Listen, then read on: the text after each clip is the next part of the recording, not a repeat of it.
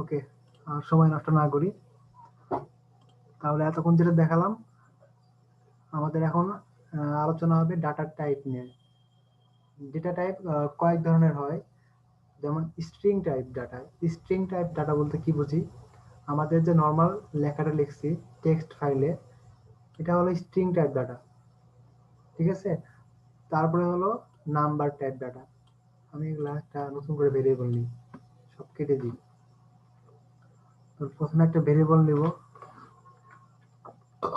ভেরিয়েবলের মধ্যে আমরা স্ট্রিং টাইপ ডাটা রাখবো, এই জন্য আমি ভেরিয়েবলের নাম দিলাম স্ট্রিং ইকুয়াল ইনভার্টেড কমা, মাঝখানে আমরা স্ট্রিং টাইপ কিছু তথ্য লিখে দিই, যেমন মাই নেম ইজ রায়হান, এটা শেষ একটা ডাটা নিলাম, তারপরে সেমিকলন চিহ্ন দিব। তারপর আরেকটা ডাটা টাইপে আসি, ইন্টিজার টাইপ ডাটা। তাহলে ইন্টিজার টাইপ ডাটা, ঠিক আছে কিনা আছে পরে দেখা যাবে। তাহলে ইন্টিজার টাইপ ডাটা, এখানে আমরা কি করব, সেমিকলন দিব ঠিকই, কিন্তু ইনভার্টেড কমা দিব না, কারণ আমাদের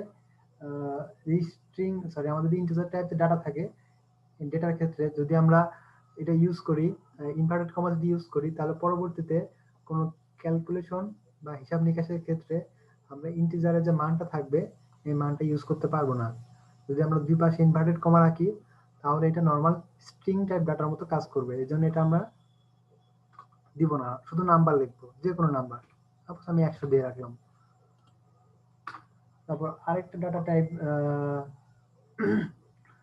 ফ্লট টাইপ আছে, ফ্লট টাইপ, সরি আমি নিইনি, ভেরিয়েবলের নাম দিইনি, ফ্লট। তাহলে ফ্লট টাইপ ডাটা, ফ্লট বলতে আমরা কি বুঝি, ফ্লট বলতে বুঝি এটা হলো দশমিক আকারে যে নাম্বারটা থাকে এটাকে বুঝি ফ্লট আকার। এটা দুইটা নাম আছে, এটাকে ফ্লটও বলা যায়, আরেকটা নাম আছে ডাবল। তো ফ্লটও বলতে পারি, ডাবলও বলতে পারি, দুইটা প্রায় একই জিনিস। তো ডাবল আর ফ্লটের মধ্যে পার্থক্য হলো একটাই, যে একটার ক্ষেত্রে দশমিকের পরে আমরা সর্বোচ্চ 3টা পর্যন্ত রাখতে পারি, আরেকটার ক্ষেত্রে এটা ইচ্ছা মতো বাড়ায় নিতে পারি। এই জন্য আমরা অল টাইম ফ্লট ইউজ করবো। ফ্লটটা হচ্ছে আমাদের এটা মিনিমাম একটা হিসাব থাকবে, যখন আমরা ডাবল ইউজ করব তখন এটা অনেকগুলা ডাটা নিতে পারবে দশমিকের পরে। তো ফ্লট টাইপ ডাটা, তো ফ্লট টাইপটা অনেকটা স্ট্রিং এর মতনই। এখানে আমরা যে নাম্বারটা নিব, এই নাম্বারের দুই পাশে কোনো ইনভার্টেড কমা ইউজ করব না, ইনভার্টেড কমা ইউজ করলে এটা স্ট্রিং টাইপ ডাটা হিসেবে ধরে নিবে। আমরা ফ্লট টাইপ একটা ডাটা নিয়ে নিলাম 10.555 অথবা 33.33 একটা মান নিয়ে নিলাম, একটা সেমিকলন নিলাম, ব্যাস আমাদের এই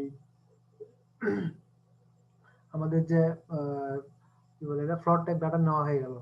পরবর্তীটা হলো পিএইচপি বুলিয়ান টাইপ একটা আছে, আমি একটা নতুন একটা নিচ্ছি ভেরিয়েবল, এটার নাম দিই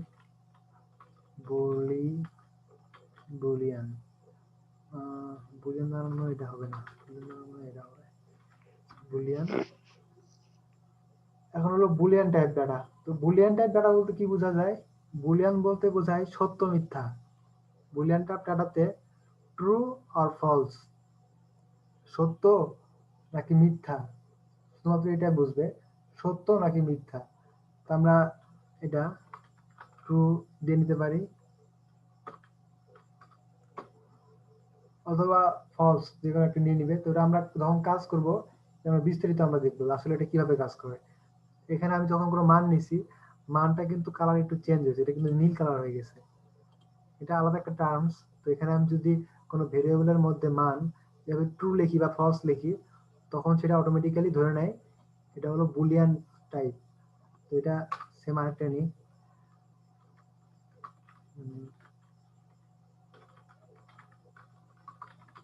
বুলিয়ান, এখানে দিলাম ফলস, ঠিক আছে। আমাদের দুইটা আর কি বুলিয়ানের মধ্যে পড়ে। তারপর আর কি কি আছে, ফাইল টাইপ, তারপরে আছে আরো কয়েকটা আছে, অবজেক্ট আছে, নাল আছে। তা আমরা এটা পরে দেখতে পাই। আচ্ছা আমি এখন একটু দেখাই দিই নাল কি। নাল নাল মানে হলো শূন্য, অর্থাৎ যে সকল যেসব কন্টেন্টের মান একদম মানে খালি বা শূন্য, সেটাকে আমরা বলতেছি নাল। যদি আমরা কোনো ভেরিয়েবলের মান নাল করে দিই, তাহলে আমরা এটাকে ইকো করলে এটা কিছু শো করবে, এটা ব্লাঙ্ক শো করবে। তো আজকে জাস্ট আমি এটা মানে প্র্যাকটিক্যাল বলতে এটা আমি আজকে শুধু ধারণা দিচ্ছি। আগামী ক্লাস থেকে আমরা প্রত্যেকটা ফাইল টাইপ নিয়ে রেগুলার একটা একটা করে নিয়ে মানে প্রপারলি একটা করে কাজ করব। বাস্তবে এটা কিভাবে কাজ করে এটা আমরা দেখব। আজকে শুধুমাত্র আমি টাইপ নিয়ে ধারণা দিচ্ছি। তাহলে নাল টাইপ, নাল বলতে আহ, একদম নাল, এটা হচ্ছে এরকম নাল, এটা আমাদের নাল টাইপ হয়ে গেল। অর্থাৎ আমি এখানে যে কন্টেন্টটা থাকবে এটা হলো নাল টাইপ ডাটা। তারপরে আছে অবজেক্ট। অবজেক্ট অবজেক্ট বলতে তো সবাই কম বেশি বুঝি। অবজেক্ট বলতে বোঝায় হচ্ছে যেটা অতিরিক্ত, এটাও অনেকটা স্ট্রিং এর মতনই কাজ করে।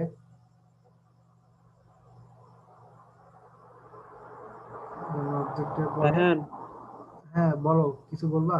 বলছি এই জায়গায় তো বুলেন বানানো, একটাতে বি বড় হাতে লেখছে আর একটাতে ছোট হাতে লেখছে, এটা কি কোনো সমস্যা হবে না? হ্যাঁ, সমস্যা তো অবশ্যই আছে। প্রশ্ন করার জন্য ধন্যবাদ। দেখ, খেয়াল করছো ব্যাপারটা। বুলিয়ান আর বুলিয়ান দুইটা একই নাম, আমি আগেই বলছি।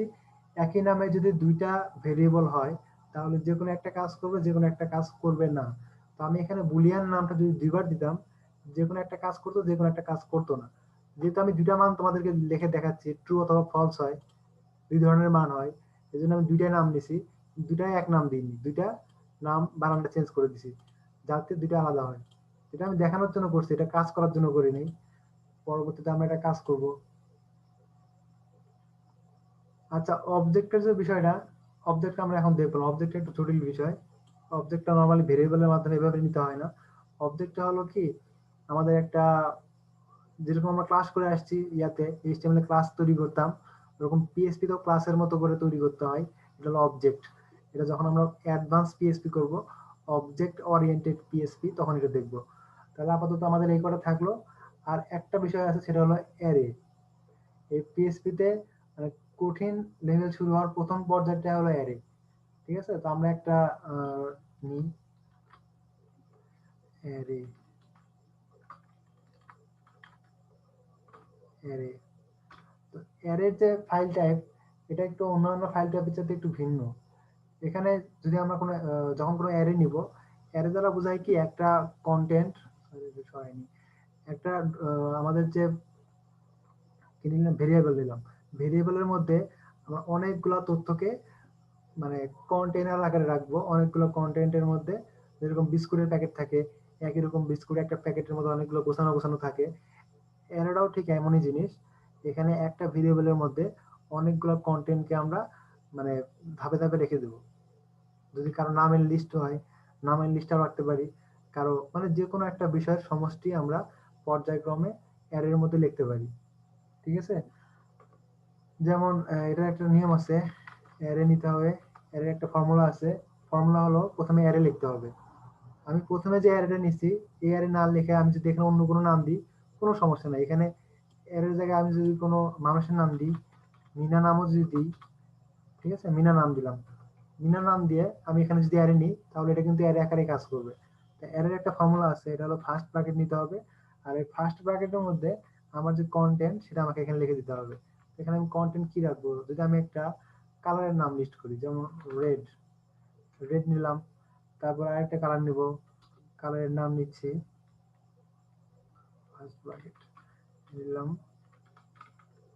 সরি, আমি ফার্স্ট ব্র্যাকেটে কোনো দরকার নেই, এখানে আমাদের ইনভার্টেড কমা নিতে হবে, গ্রিন। তারপরে কমা দিলাম, কমা দিয়ে আবার ইনভার্টেড কমা দিয়ে এর মধ্যে লিখলাম ম্যাজেন্ডা। একইভাবে পিঙ্ক। আমাদের ইচ্ছা মতো এখানে আমি এভাবে যে কোনো তথ্য, অনেকগুলো তথ্য যখন যুক্ত করতে হবে, তখন আমরা এটা এভাবে এখানে জমা করব। তারপরে কি, তারপর একটা দিলাম ব্ল্যাক। ঠিক আছে, আমি স্যাম্পল হিসেবে কয়েকটা নিলাম। আর প্রত্যেকটা কন্টেন্ট বা কমান্ড শেষ হলো, আমাদের অ্যারে এই পর্যন্ত শেষ। তাহলে এখানে আমি একটা সেমিকোলন দিয়ে দিলাম। ঠিক আছে, এই হচ্ছে আমাদের একটা অ্যারে। অ্যারে আমি এখানে যেভাবে দিছি এই সংখ্যাগুলা, এখানে সংখ্যার জায়গায় নাম্বার দিতে পারি, ইচ্ছা মতো আমরা যেটা ইচ্ছে সেটা এখানে রাখতে পারি। এখানে আমরা ছোট ছোট কন্টেন্ট রাখছি, যখন আমরা প্রোগ্রামিং করব এখানে অনেক বড় বড় কন্টেন্ট থাকবে, অনেক বড় বড় কন্টেন্ট, একটা অ্যারের মধ্যে অনেক কিছু থাকবে, প্রত্যেকটা কন্টেন্ট হবে অনেক কমপ্লেক্স, জটিল জটিল। এটা পরবর্তীতে আমরা ক্লাস বাই ক্লাস সব দেখতে পারবো। তাহলে এই হলো আমাদের অ্যারে নেওয়া হয়ে গেল। এখন এই অ্যারেগুলা আমরা কিভাবে ইকো করব, আমি চাচ্ছি যে আমার অ্যারে শুধুমাত্র 3টা ইকো করবে, এটা কিভাবে করব, গ্রিন আছে গ্রিনটা কিভাবে ইকো করব, বাদ বাকি সবগুলো আমার দরকার নেই। বা আমি যে কোনো একটা বিষয় মডিফাই করব, এটা মডিফাই করব, বাদ বাকিগুলো মডিফাই হবে না। বা এটা মডিফাই করব, মানে এটা আমি এডিট করব, বাদ বাকিগুলো এই সমস্যা হবে না। অথবা আমি চাচ্ছি যে আমি বাইরে কোনো কোড করে এখান থেকে কিছু ফাইল ডিলিট করব, আবার বাইরে থেকে কিছু কোড করে এখানে নতুন একটা অ্যারে যোগ করব, এই বিষয়গুলো আছে। এটা করা সবকিছু করা যায়, আমরা সবকিছু দেখবো। তার আগে একটা রুলস জেনে নিই। আমরা নর্মাল যখন কোনো হাতে গুনি বা নর্মালি যখন ক্যালকুলেশন করি, আমরা কিভাবে গণনা করি, 1 2 3 4। আর এখানে কিন্তু 1 2 3 4 দিয়ে শুরু হবে না, এখানে শুরু হবে, স্টার্ট হবে 0 থেকে। আমরা 1 থেকে 10 পর্যন্ত গুনতে গেলে 1 2 3 4 5 6 7 8 9 10, কিন্তু এখানে তা না, এখানে শুরু হবে 0 থেকে। 0 1 2 3 4 5 6 7 8 9, এই 9 পর্যন্ত কিন্তু 10টা ওয়ার্ড আছে। অর্থাৎ আমরা প্রথম যে অ্যারেটা আছে, এই অ্যারেটাকে কি মান ধরবো, আমরা কিন্তু এটাকে বলতে পারবো না এটা 1 নাম্বার অ্যারে, এটা হলো 0 নাম্বার অ্যারে। দ্বিতীয় যেটা আছে এটাকে বলবো 1 নাম্বার অ্যারে, নাম্বার 1 যেটা, এটা হলো নাম্বার 2 অ্যারে। এইভাবে আমরা 0 থেকে শুরু করবো গণনা। তাহলে এই হলো আমাদের অ্যারে। আর এই কয়টা ফাইল টাইপ আমাদেরকে লাগবে যতদিন আমরা প্রোগ্রামিং করব, বা এই সেক্টরে যতদিন আসি, আইটি সেক্টরে যদি আমরা প্রোগ্রামিং করি, আমাদেরকে মিনিমাম এতটুকু জানতে হবে, ফাইল টাইপ, এই কটা ফাইল টাইপ আমাদের জানতে হবে। আরো আছে, আপাতত আমরা এই কটা জানলে নর্মাল ল্যাঙ্গুয়েজ যখন আমরা কোড করতে যাব, এতটুকু ধারণা থাকলে আমরা যে কোনো কোড তৈরি করতে সক্ষম। তাহলে আজকে ছিল এই অবস্থা। আর এগুলোকে আবার ইকো করতে হয়। আজকে আমি সবগুলো ইকো করে দেখাচ্ছি না, যদি সবগুলো ইকো করে দেখাই আর জটিল মনে হবে। গত ক্লাসটা অনেকে মাথার মধ্যে চলে গেছে, অনেকেই বোঝে নাই, ইনবক্সে বলতেছে ভাই প্রথম ক্লাসে কি কি দেখালেন, এতদিন এইচটিএমএল সিএসএস ঝড় ছিল, পিএইচপি করাচ্ছেন, পিএইচপি মাথার মধ্যে সব চলে যাচ্ছে। আবার অনেকের জ্যাম্প ইনস্টল দেওয়া হয়নি ঠিক মতো। তো আমি চাচ্ছি বেশি চাপ দিব না, ধীরে সুস্থে আগাই, সময় নিয়ে আগাই। আর একটা জিনিস অল্প করে শিখি, কিন্তু প্রতিদিন শিখলে, রেগুলার শিখলে এটা কিন্তু একসময় হয়ে যায়। আর যদি একদিন বেশি শিখলাম একদিন কম শিখলাম, দেখা গেল একদিন বেশি চাপ পড়ে গেল, রাগ করে করলামই না, তাহলে কিন্তু পুরোটাই মাটি। এই জন্য আমরা আস্তে আস্তে আগাই। তাহলে আজকের যে ক্লাস, গত ক্লাসটা আজকে রিপিট করছি, আজকে শুধু এক্সট্রা কি দেখালাম, এই কয়েকটা ফাইলের ক্যারেক্টার টাইপ, তো ফাইল টাইপ। তো ফাইল টাইপ গুলো কি কি, প্রথমে হলো স্ট্রিং। স্ট্রিং বলতে বুঝলাম কি, এটা একটা নর্মাল টেক্সট। তারপরে ইন্টিজার টাইপ, ইন্টিজার বলতে নাম্বার, নাম্বার গুলোকে লেখার সময় দুই পাশে ইনভার্টেড কমা দিতে হয় না। তারপর ফ্লোট টাইপ, ফ্লোট টাইপ বা ডাবল টাইপ। ফ্লোট আর ডাবল প্রায় একই জিনিস, কিন্তু ফ্লোটের ক্ষেত্রে একটা নির্দিষ্ট দশমিকের পরে 2টা বা 3টা পর্যন্ত লিমিটেশন থাকে, কিন্তু ডাবলের ক্ষেত্রে কোনো লিমিটেশন নেই। এই পয়েন্টের পর যতগুলো নাম্বার আসবে সবগুলো নাম্বার সে নিয়ে নেবে। অথবা আমি এটা চাইলে সিলেক্ট করে দিতে পারি আমি কয়টা রাখবো দশমিকের পরে। নর্মাল অবস্থায় আমরা ফ্লোট ইউজ করব, আর বেশি প্রয়োজন পড়লে আমরা ডাবল ইউজ করব। তাহলে এই 3টা গেল। তারপর বুলিয়ান, বুলিয়ানের যে টার্ম অনুযায়ী এটা হলো সত্য মিথ্যা যাচাই করবে। অর্থাৎ এটা সত্য নাকি মিথ্যা, এটা যাচাই করার জন্য বা এই টাইপটা কাজ করানোর জন্য বুলিয়ান নিতে হয়। এটা আমরা প্র্যাকটিক্যালি দেখবো পরবর্তী ক্লাসগুলোতে। তারপর আছে নাল। নাল বলতে বোঝায় কি শূন্য, অর্থাৎ খালি। নাল বলতে এখানে কিচ্ছু নাই, এটা একদম খালি করা। তো এই নাল দ্বারা বোঝাচ্ছে এই ভেরিয়েবলের যে কন্টেন্ট বা মান, এটা একদম শূন্য, এখানে কিছু নাই, শূন্য। তারপরে একটা নিলাম হচ্ছে অ্যারে। অ্যারে নামটা আমি এই জন্য এখানে অ্যারে এই জন্য রাখি নাই, আমাকে ভেবে নিবে এখানে নাম যদি আমি ভেরিয়েবল নাম যদি অ্যারে না দিই, তাহলে পরবর্তীতে অ্যারে কাজ করবে না, এই জন্য আমি একটা আলাদা নাম দিলাম। এখানে যে কোনো নাম থাকতে পারে, কিন্তু সেই নামের পরে আমি ভিতরে যে কন্টেন্টটা দিব, এটা কি অ্যারে টাইপের কন্টেন্ট হবে কিনা, এটার জন্য প্রথমে আমাকে অ্যারে লিখতে হবে।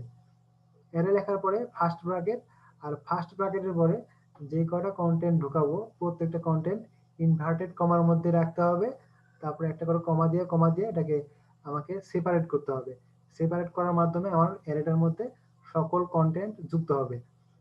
ঠিক আছে, এটা ছিল বেসিক। তারপরে হলো আমাদের এর মধ্যে প্রোগ্রামিং এর যে কোনো কন্টেন্ট যখন আমরা ক্যালকুলেশন করব, এখানে 1 থেকে কোনো কিছু হিসাব শুরু হয় না। এখানে শুরু হয় 0 থেকে। 0, 1, 2, 3, 4, 5, 6, 7, 8, 9 এইভাবে শুরু হয়। অর্থাৎ প্রথম যে কন্টেন্ট এর 1 নাম্বার হবে না। নরমাল হিসেবে যেটা 1 নাম্বার সেটা এখানে 0 নাম্বার। নরমাল হিসেবে যেটা 1 নাম্বার সেটা এখানে 0 নাম্বার। নরমাল হিসেবে যেটা 10 নাম্বার সেটা এখানে 9 নাম্বার। এরকম করে আমাদের হিসাব করতে হবে। অর্থাৎ যেটা হিসাব করব তার থেকে আমাদের 1 এখানে কমা দিতে হবে। যদি 100 নাম্বার হয় তাহলে আমাদের প্রোগ্রামিং এটা হবে 99 নাম্বার। এই বিষয়টা সবাইকে গুরুত্ব সহকারে মাথায় রাখতে হবে। পরবর্তীতে আমাদের এই কোনো একটা কন্টেন্ট মান বের করার প্রয়োজন, আমরা এখন উল্লেখ করে দিচ্ছি 1 নাম্বার কন্টেন্ট। তখন কিন্তু সে দ্বিতীয় যে কন্টেন্টটা সেটা কিন্তু বের করে দিবে। এজন্য এটা খুব গুরুত্বপূর্ণ একটা বিষয়।